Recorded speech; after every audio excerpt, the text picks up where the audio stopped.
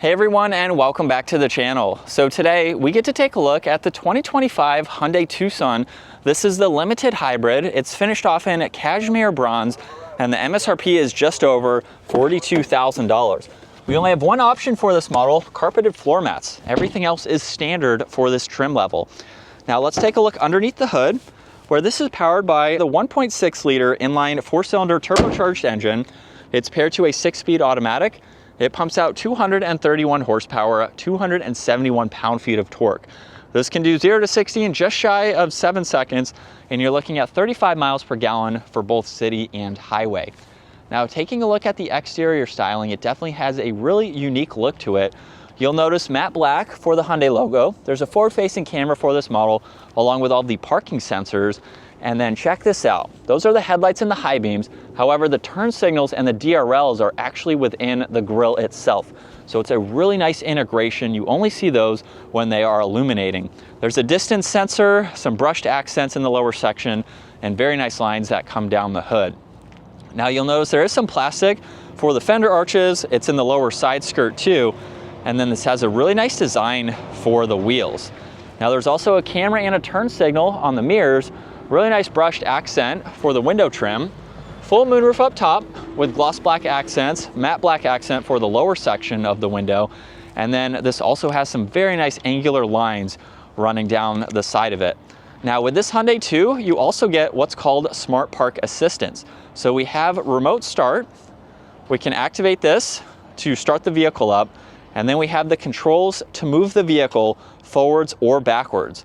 So not only is it a really cool party trick, but if you happen to need it in a tight parking slot situation, or you just need to move the car and you don't feel like getting into it, this is a really cool feature Hyundai and Kia have had for a while now, and then you can easily shut this off.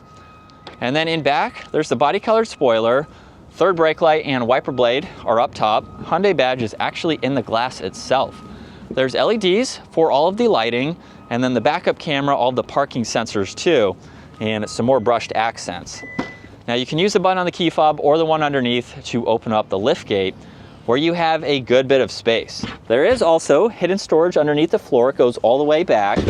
You have a speaker. You can fold down the back seats from here too. There's a 12-volt on the other side. So you have a lot of space for this SUV. Makes it very practical. For the interior, very nice design for the door panel. You get heated rear seats, cup holder storage space, and the control to recline and incline these seats and fold them flat. Now, once in back, there's storage pockets, vents, and auxiliaries, and then I have a good bit of headspace.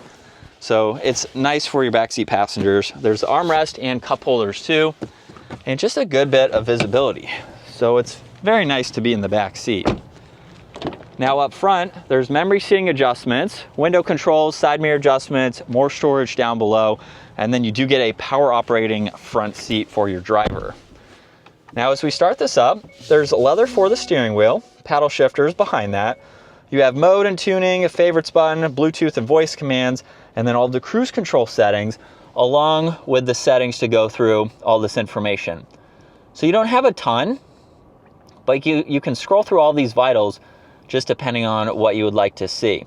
Now, within this screen too, you can actually pull up the camera system with the turn signal. Hyundai and Kia are pretty much the only company that offer this so far, so that way you can see any blind spots. It will help solve those. Now you have the liftgate release, traction control, e-brake with a dimmer switch there, head-up display, and then with the infotainment system, you have quite a lot of icons here that you can scroll through. So just depending on what you need to get into, and you also have some physical buttons down below. So you can further get into all of this information. There's tuning, power and volume for the audio.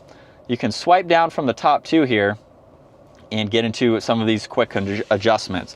All of the climates are nicely laid out with the heated and ventilated seats, heated steering wheel, temperatures, fan speed, all of that information. You have auxiliaries down below with a lot of storage space. This even gets a center locking diff and a few different driving modes. So you can go through these as needed. There's also auto hold, downhill assist, parking sensors, and a shortcut to the camera system. Now, another way to access the camera system is, of course, by putting the vehicle into reverse. So simply twist the end of the stalk towards yourself, and you can pull up that backup camera. you can also pull up the 360 view. You can twist the dial for forward or drive to bring up the forward-facing camera, and then park is on the end of the stalk. There's also wireless charging, cup holders, and storage. You get plenty of storage in the glove box and in the tray for your passenger there.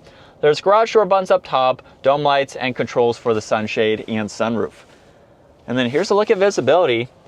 It's pretty easy to see over both shoulders. And we're in sport mode, second gear. Here we go. And with a mild acceleration, we're up to speed.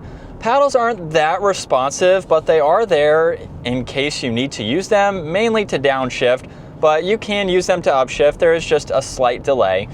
But in sport mode, you can definitely feel the added performance or the added throttle response from this model. So it's nice to know that with the different driving modes, you do have a difference in the throttle response. It will help manage that power too, especially in the snow mode with the all-wheel drive system. It will help you in those situations. But this is what it's like to be behind the wheel for the new Tucson. Definitely a very nice vehicle, something that is family friendly, family focused. You have a lot of space to put in items and just something to drive every single day. With it being around $40,000 too, just north of that, for the features and everything that you get for a brand new vehicle, it's very neat to see. We have a pretty solid vehicle too. Nothing feels cheap about it. I know a lot of people are maybe still on the fence with Hyundai and Kia because you've seen them 10 years ago and you haven't been in one since. They've definitely stepped up their game, and you get a really nice solid vehicle for the money and what you are spending. There's not a whole lot of extra bells and whistles, which is nice too. So you have everything that you need to use on a day-to-day basis, and that's about it. Now, one thing I didn't show earlier with the turn signal, you do have the camera system in the digital rear view mirror. Hyundai and Kia are pretty much the only ones doing that camera system, so that way I can see what's on the passenger side right now. If I was looking at the curb or anything, and then out on the highway, that is basically your blind spot when you are merging lanes. So it is neat to see even technology like that. And it's just a nice, comfortable vehicle. It's been great around the city. It's been great out on the highway. I really don't have any complaints with it. Really good commuter vehicle if you are looking for a smaller size SUV like this. But that is going to wrap it up for the 2025 Hyundai Tucson. If you enjoyed today's video, give it a huge thumbs up. Consider smashing that subscribe button so you can stay up to date with our daily uploads. I will see you all in the next video.